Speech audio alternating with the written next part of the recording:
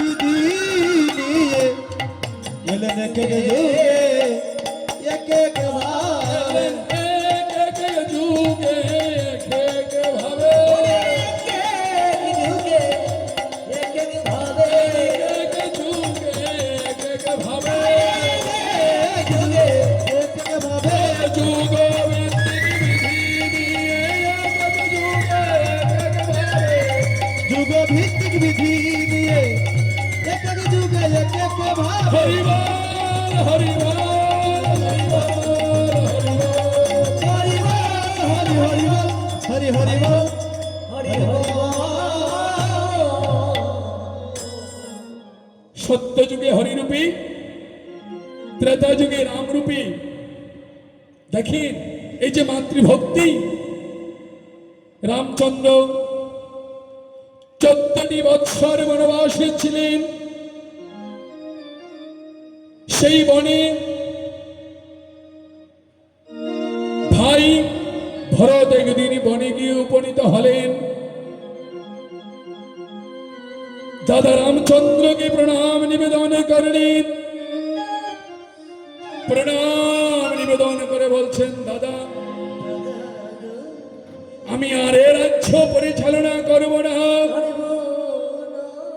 যে রাজ্যে তুমি নাই সে রাজ্য আর আমি পরিচালনা করব না দাদা। তাই আমি তোমার কাছে ছুটে এসেছি। রামচন্দ্র বললেন, কি বলিস ভাই, এটা তুই কি করলি?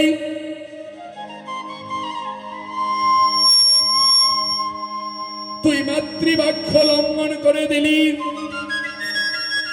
না না ভরত, তুই তা ঠিক করলি না ভরত রে।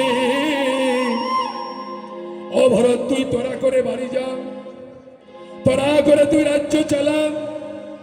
তোর মা আমার মা, দুই মা নয় একই মারে ভরত। ভরত রে, মাতৃবাক্য লঙ্ঘন হলে সন্তানের চরম ক্ষতি হয়ে যাবে। তাই মা ভালো বলেছে, আমাকে বনে পাঠিয়েছে। তোকে ভালো বলেছে বলে রাজ্য পরিচালনা করতে বলছে। ভরত রে, তুই আমার সঙ্গে বনে থাকিস না। যা যা, রাজ্যের মানুষ আমাদের ছাড়া চলতে পারবে না, বাড়ি চলে যা। ভরত বলছে, না দাদা যাব না। মাথা গুরু, পিতা গুরু, গুরু জ্যেষ্ঠ ভাই, তারও চেয়ে অধিক গুরু ভজিলে সে পা, ভজিলে সে পা।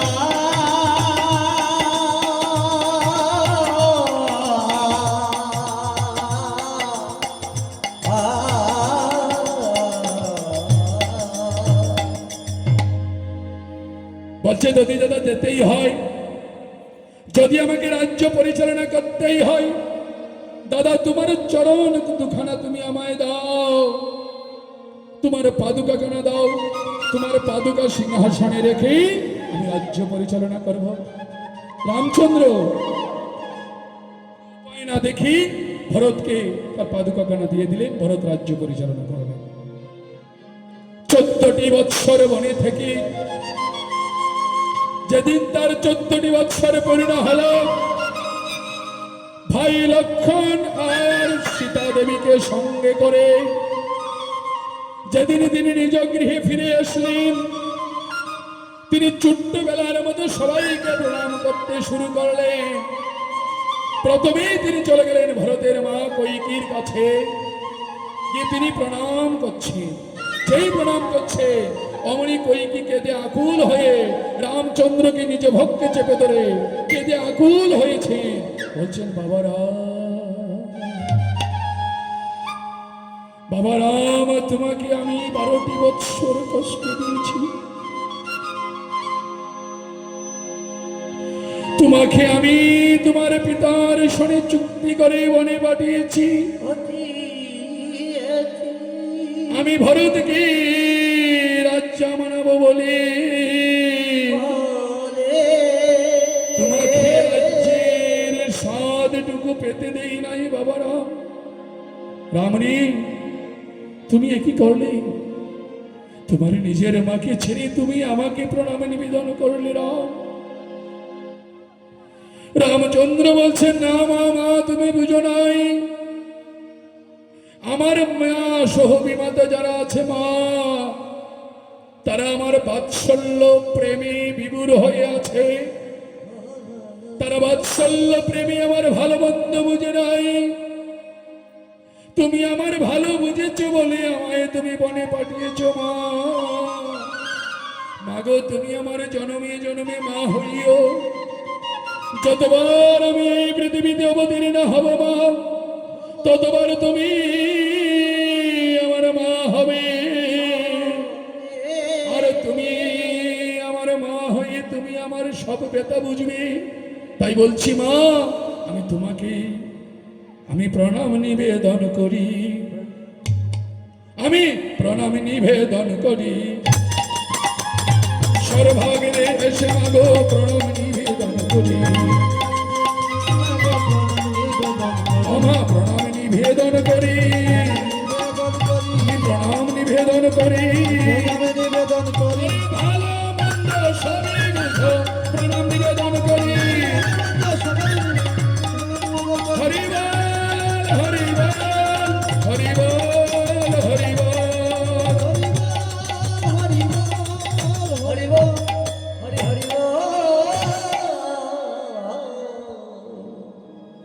কি কথা, কি শিক্ষা, হ্যাঁ? আমরা কি তা করতাম? রামচন্দ্র যে শিক্ষা দিলেন, যে বিমাতার কারণে তিনি বনে গিয়েছিলেন, ওই বিমাতাকে প্রণাম করে বলছেন তুমি জনমে জনমে আমার মা হইও, আমি যতবার আসবো ততবার তোমার কোলে আসবো। কারণটা কি? তিনি যখন বনবাস গিয়েছিলেন তখন সবাই কিন্তু কেঁদে কেঁদে বিদায় দিয়েছিল।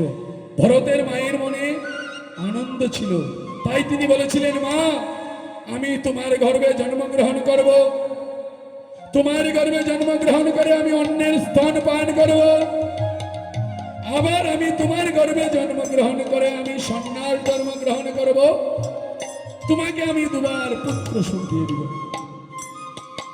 এই কথাটা মায়ের মনে ব্যথা, তাই তিনি ফিরে এসে এমন ভাবে মায়ের কাছে নিবেদন করছেন, মার আর ভেতা থাকলো না, মায় আনন্দে বুকে চেপে দিল।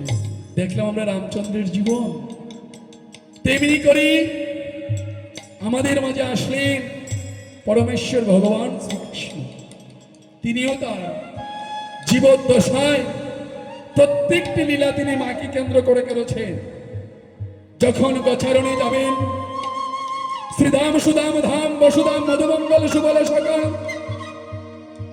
সবাই সারি সারি এসে ভাই কানাইকে বলছে কানাই চলো চলো তোমাকে নিয়ে আমরা বনে যাব। প্রাণ গোবিন্দ শ্রীদাম সুদাম সকাগণকে বলছে না না না, তা হয় না হয় না, শুন শুন শ্রীদাম, আমার মায়না বিধায় দিলে গুষ্টে যাব না। ও ভাই ভাই শ্রীদাম শ্রীরাম রে মায়না বিদায় দিলে বুঝতে যাব না। আমি যাব না, যাব না, তোদের সনে খেলব না। যাব না, যাব না, তোদের সঙ্গে খেলবো না। আমি যাব না ভাই, যাব না, তোদের সনে খেলব না। আমি যাব না, যাব না, তোদের সঙ্গে খেলবো না। মায়না বিধায় দিলে গুষ্টে যাব না। ও ভাই শ্রীরাম রে মায়না বিদায় দিলে বুঝতে যাব না। আমি মায়ের, ও শ্রীধাম ভাই, আমি মায়ের আজ্ঞাকারী, আজ্ঞা বিনা যাইতে নারী। শ্রীরাম রে আমি মায়ের, আমি মায়ের আজ্ঞাকারী,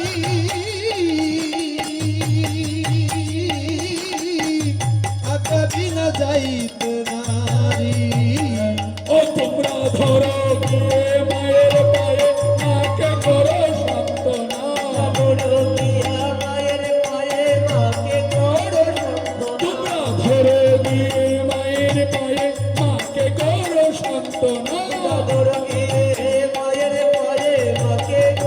সান্ত্বনা।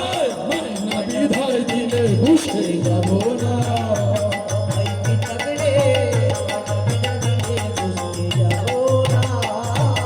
আমি মায়ের, ও শ্রীধাম ভাই, আমি মায়ের একলা কানা।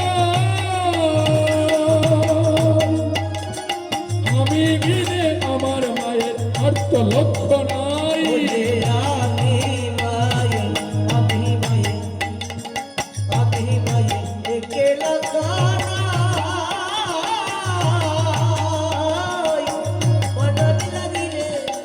আর তো কেহ না। ওরে দণ্ডে দণ্ডে খাওয়ায় ননি, আঙ্গিনা পার করে না।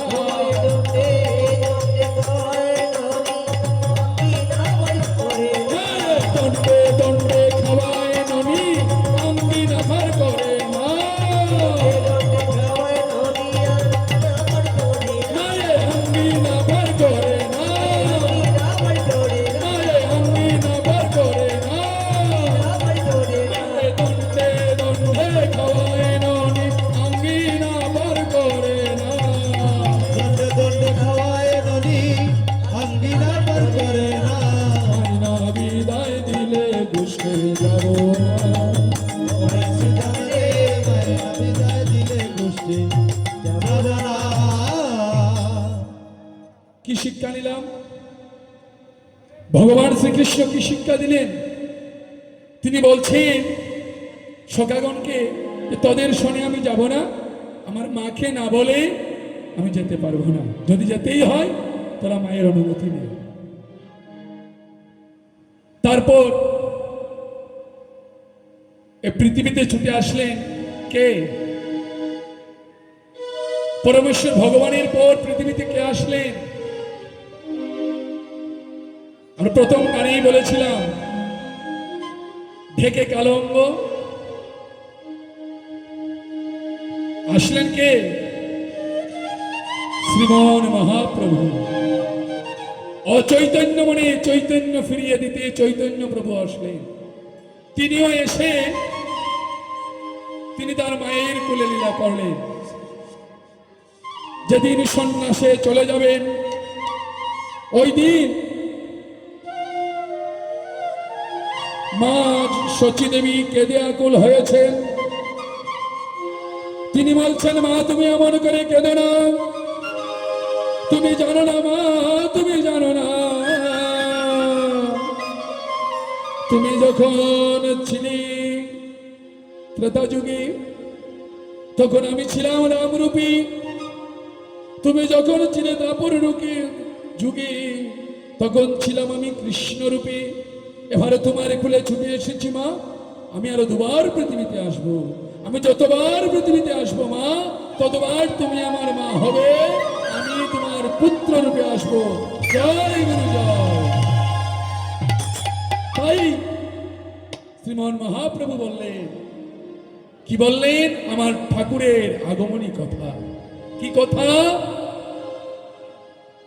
এই রূপে কলি শেষ হইবে যখন, এই রূপে কলি শেষ হইবে যখন, এই রূপে কলি শেষ হইবে যখন, এই রূপে কলি শেষ হইবে যখন, মানবে করিবে গর্ধবের আচরণ, মানবে করিবে গর্ধবের আচরণ, মানবে করিবে গর্ধবের আচরণ, মানবে করিবে গর্ধবের আচরণ, তখন ধর্মের ত্রাণ করিবার করে, ধর্মের ত্রাণ করিবার পরে, তখন ধর্মের ত্রাণ করিবার করে, ধর্মের ত্রাণ করিবার পরে, সপ্তগুণী নারায়ণ ভবনী ভিতরে, সপ্তগুণী নারায়ণ ভবনী ভিতরে,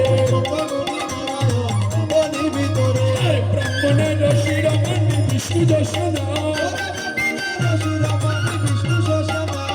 ব্রাহ্মণের শিরোমণি বিষ্ণু যশনা, সম্বলপুর গ্রামে তার মনোহরণা, সম্বলপুর গ্রামে তার মনোহরণা, আরে এই মত আছে আরো দুই অবতার, কীর্তনয় আনন্দ রূপ হইবে আমার, আরে আমাতেও তোমা সব এই মতরঙ্গে, আমাতেও তোমা সব এই মতরঙ্গে, কীর্তন করিবা মহাসুখে আমার সঙ্গে, কীর্তন করিবা মহাসুখে আমার সঙ্গে, সুখে আমার সঙ্গে আমি আরো দুভারা শিব, আরো দুভারা শিব, আরে সংকীর্তন মাঝে আরো দুভারা শিব, আমি আরো দুভারা শিব, আমি আরো দুভারা শিব, কীর্তন মাঝে আরো দুভারা শিব,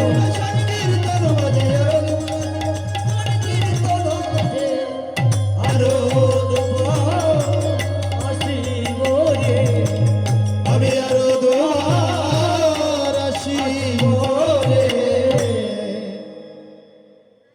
বুঝলাম আমরা। এবার কাকে আমরা গুরুরূপে পেয়েছি আমরা চিনলাম। শ্রীমান মহাপ্রভু বলছেন, এই রূপে কলি শেষ হইবে যখন, মানবে করিবে গর্ধবের আচরণ। তাহলে এখন যে আচরণ হচ্ছে কিসের ঐশ্বর্য? তখন ধর্মের ত্রাণ করিবার তরে সত্যগুণী নারায়ণ। তাহলে এবার আমাদের যে ঠাকুরকে আমরা পেয়েছি তিনি নারায়ণ। শ্রীমান মহাপ্রভুর কথা, বিষ্ণুর সহস্র নাম একটা গ্রন্থ আছে, এই গ্রন্থে ঠাকুরের নাম উল্লেখ আছে অনুকূল। এই গ্রন্থটি আমার কাছে আছে, বিষ্ণুর সহস্র নাম গ্রন্থে ঠাকুরের বর্ণনা আছে। ভাগবতে বিশ্বদেব যে টিকা লিখেছেন সেই টিকায়ও ঠাকুরের সেই কথা আছে। তাহলে তিনি আসবেন কোথায় তার বর্ণনা করছেন সম্বলপুর গ্রামে, যার নাম পরিবর্তন করে নাম হয়েছে হিমায়তপুর, পূর্ব নাম ছিল সম্বলপুর। এইভাবেই পূর্বতনের অধিকার করেই পরবর্তীর আবির্ভাব হয়, এবং আবির্ভাবের পূর্বেই তারা তারা লীলা শুরু করেন। আজকে আমরা মা মনমোহিনী দেবী কেমন করে ঠাকুরকে পুত্র রূপে লাভ করেছিলেন সেই দিকে প্রবেশ করি। আমরা এবার তার লীলায় চলব। মা মনমোহিনী দেবী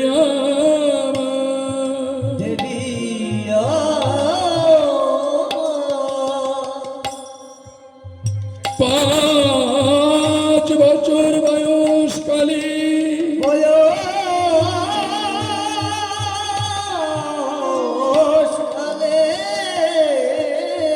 একদিন সকাল বেলা দিদিমা দিদিমা বলি দিদিমা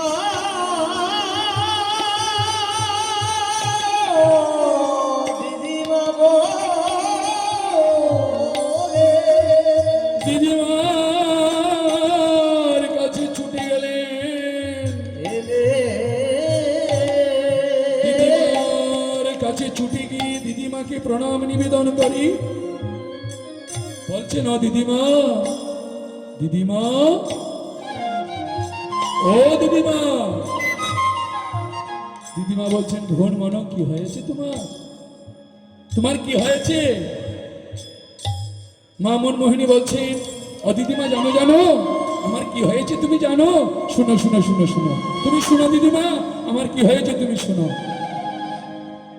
আমার বাসনা জেগেছে বাসনা জেগে আমার বাসনা জেগেছে বাসনা জেগে রাধা মদন গোপাল পূজা দিব বাসনা জেগেছে দেব বাসনা জেগে রাধা মদন গোপাল পূজা দিব বাসনা জেগেছে রাধা মদন গোপাল পূজা দেব বাসনা জেগে আমার বাসনা জেগেছে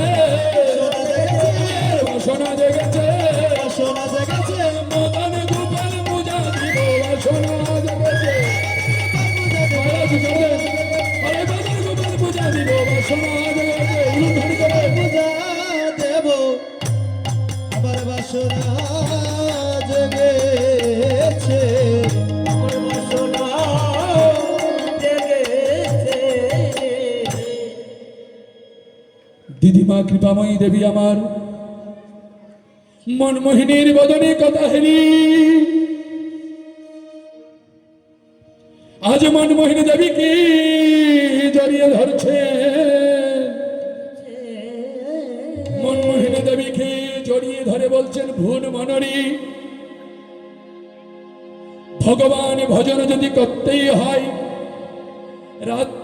রাধা মদন গোপালকে যদি পুজো দিতেই হয় ভুন মন ভিক্ষা ছাড়া হবে না চারা হবে না ভিক্ষা ছাড়া হবে না চারা হবে না রাধা মদন গোপাল পূজা করা ভিক্ষা ছাড়া হবে না পূজা করা দীক্ষা ছাড়া হবে না রাধা মদন গোপাল পূজা করা ভিক্ষা ছাড়া হবে না পূজা করা দীক্ষা ছাড়া হবে না আর ভিক্ষা ছাড়া হবে না ছাড়া হবে না ভিক্ষা ছাড়া হবে না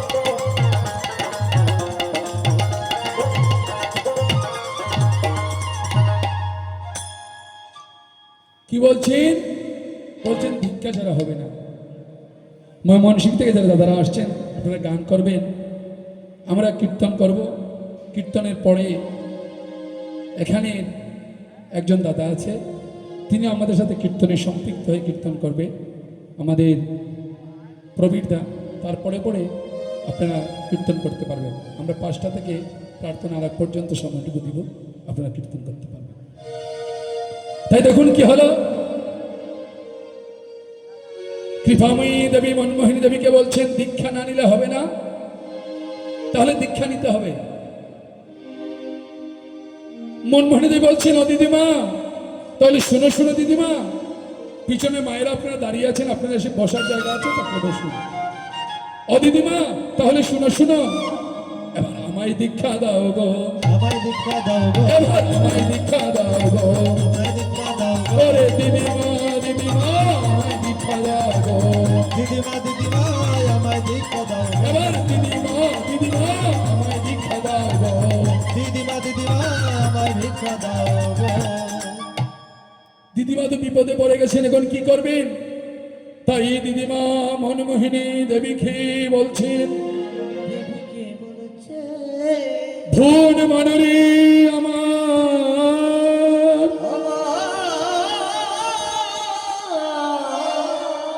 আমার তুমি একটি কাজ করো, তোমার পিতার কাছে চলে যাও, আর পিতাকে গিয়ে বলো তোমার দীক্ষা মন্ত্রের ব্যবস্থা তোমার বাবা করে নেবেন।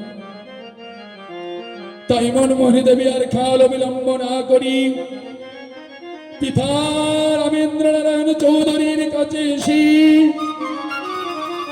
পিতাকে প্রণাম নিবেদন করে বলছি, বাবা আমার রাধা মদন গোপালকে পুজো করার বাসনা হয়েছে, তুমি আমাকে দীক্ষা মন্ত্র দান করো, আমি রাধা মদন গোপালকে পুজো দিব।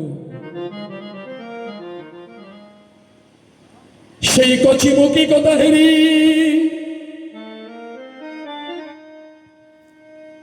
রামেন্দ্র নারায়ণ চৌধুরী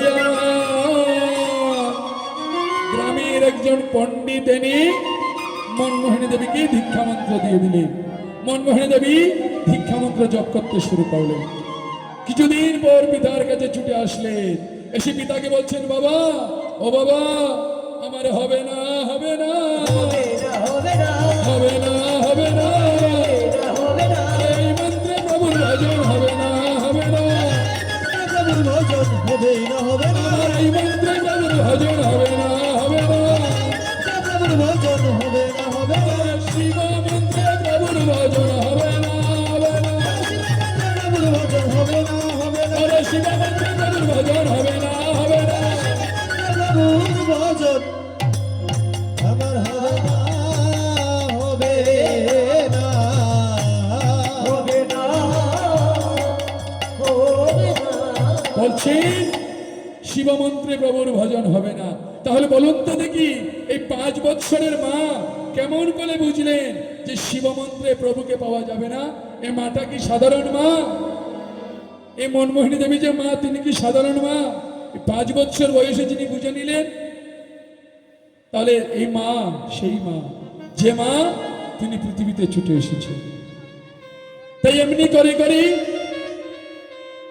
রামেন্দ্র নারায়ণ চৌধুরী বললেন, তুমি একটি কাজ করো, তুমি রাধা মদন গোপাল মন্দিরে প্রবেশ করো, প্রভুকে ডাকো। তাই পিতার আশীর্বাদ শিরে ধারণ করি ছোট ভাই যোগেন্দ্র নারায়ণ চৌধুরীকে সঙ্গে করি রাধা মদন গোপালের দেবালয়ে প্রবেশ করি।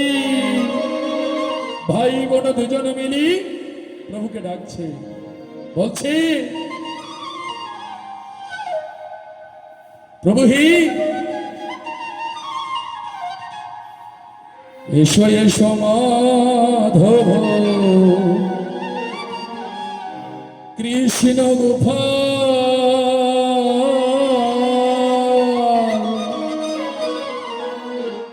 এসো গিরিধারী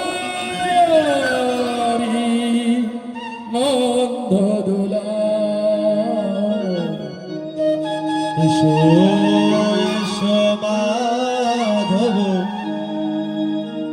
কৃষ্ণ গোপাল, এসো গিরিধারী নন্দ দোলা, এসো এসো মাধব কৃষ্ণ গোপাল, এসো গিরিধারী নন্দ দুলাল। এসো এসো মাধব কৃষ্ণ গোপাল, এসো গিরিধারী নন্দ দোলা। আয় বনমালা গলে এসো বনমালী। বনমালা করে এসো বনমালী।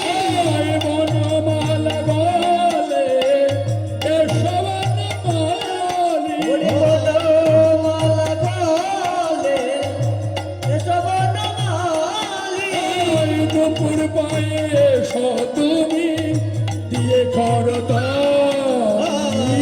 দুপুর পায়ে এসো তুমি দিয়ে করতা।